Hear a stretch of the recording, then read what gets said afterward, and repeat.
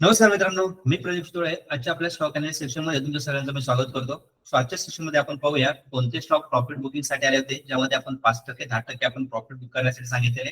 आणि त्याचबरोबर आपण लाईव्ह मार्केटमध्ये आज आपण कोणते ट्रेड प्लॅन केले होते त्याबद्दल आपण आजच्या सेक्शन मध्ये काय करणार डिस्कस करणार. आज आपण आपल्या टेलिग्राम चॅनल मध्ये फक्त प्रॉफिट बुकिंग साठी एकच कॉल आपण सजेशन केलेला आहे, जो आपण रेंटेन जो आपण शुक्रवारी बाय करायला सांगितला होता. रेंटेन मध्ये तुम्हाला 470 450 च्या रेंज मध्ये बायची एंट्री आपण सांगितली होती. 495 520 या टार्गेटसाठी आपल्याला रेलटेल मध्ये आपल्याला एंट्री प्लॅन करायची होती. तर 495 चा फर्स्ट टार्गेट रेलटेलने काय केलं होतं, बुक केलं होतं. तर त्याचं आपण इथे सकाळी 9:27 मार्केट ओपन झाल्यानंतर आपल्या ग्रुपवरती अपडेट केलं होतं की रेलटेल मध्ये आपल्याला काय करायचं, प्रॉफिट आपल्याला बुक करायचं. मग रेलटेल मध्ये जर कोणी 470 ला जर तो बाय केला असता तर त्यामध्ये जवळपास आपल्याला 10% रॅली आपल्याला रेलटेल मध्ये 2 दिवसामध्ये अगदी पीक करता आली असते. तो आपण शुक्रवारी रेकमेंड केला होता. जसं मी तुम्हाला सांगितलं, लॉंग टर्म साठी पण हा चांगला काउंटर आहे. तर रेलटेल मध्ये आपल्याला अगदी 2 दिवसामध्ये आपल्याला 10% प्रॉफिट आपल्याला बुक करता आला असता. तर रेलटेलचा आजचा जो हाय गेलेला आहे तो 513 चा आहे गेलेला आहे. सेकंड टार्गेट साठी जर कोणी होल्ड केला असेल 520 हे 520 प्लस हे सेकंड टार्गेट असणार आहे रेलटेल मध्ये.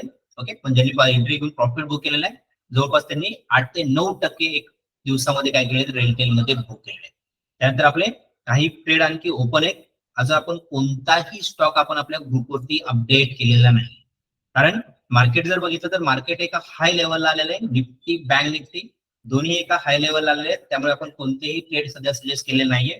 त्याचबरोबर मंथली एक्सपायरी असल्यामुळे मार्केटमध्ये काय व्होलॅटिलिटी आहे, त्यामुळे आपण आज कोणतेही ट्रेड थोडेसे काय केले नाहीये, प्लॅन केले नाहीये. ओके, सो आपण बाकीचे ट्रेड आपण प्लॅन करणार आहे स्विंग साठी. हे आपल्याला उद्या किंवा एक्सपायरी नंतर आपण काय करणार आहे, मार्केट स्टेबल झाल्यानंतर आपण काय करणार, त्यामध्ये आपण एंट्रीसाठी काय करणार, काही स्टॉक आपण रिकमेंड करणार. लाईव्ह मार्केटमध्ये आपण सकाळी 9 वाजता, कारण मार्केटने गॅप डाऊन दिला होता निफ्टी बँक निफ्टीने. निफ्टी जवळपास आपल्याला 150 पॉईंटचा गॅप डाऊन दिला होता.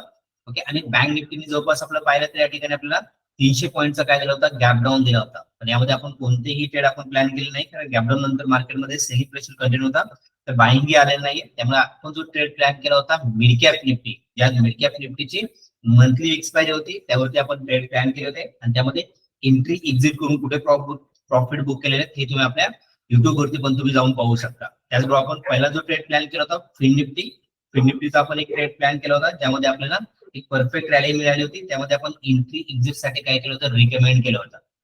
त्यानंतर मार्केटमध्ये एक अपडेट होता, पण प्रीमियम मध्ये जास्त मुवमेंट नव्हती, त्यामुळे आपण त्यानंतर कोणताही ट्रेड आपण रिकमेंड केला नाही. पहिल्या 9 ते 10 या सेशन मध्ये आपल्याला जवळपास 2 ते 3 ट्रेड मिळाले होते. तेच ट्रेड फक्त आपण प्लॅन केले होते, त्यानंतर कोणताही ट्रेड आपण घेतलेला नाही.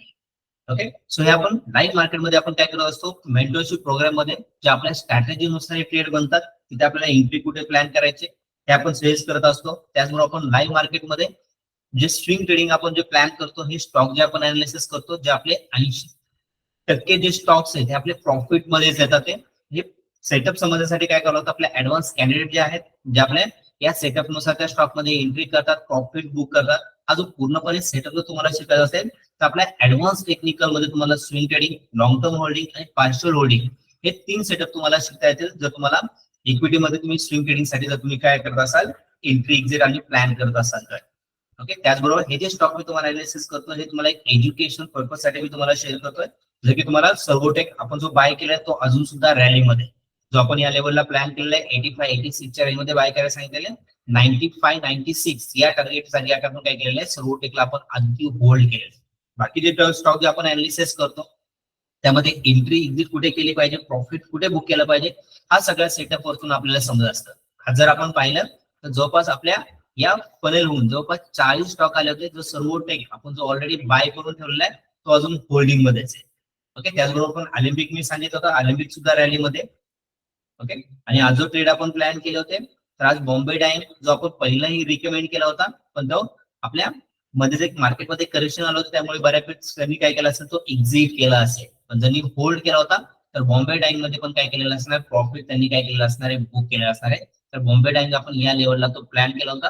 त्यानंतर आज सुद्धा पुन्हा त्या लेवलला आलेलं आहे, आणि जे आपण टार्गेट इथे रेकमेंड केलं होतं ते टार्गेट आज बॉम्बे डाईंगने काय केलेलं आहे, 10% टार्गेट बॉम्बे डाईंगने पण दिलं. पण हे स्टॉक अनालिसिस करताना आपल्याला तो ऍव्हरेज कुठे करायचा हे आपल्याला माहिती असणं गरजेचं आहे.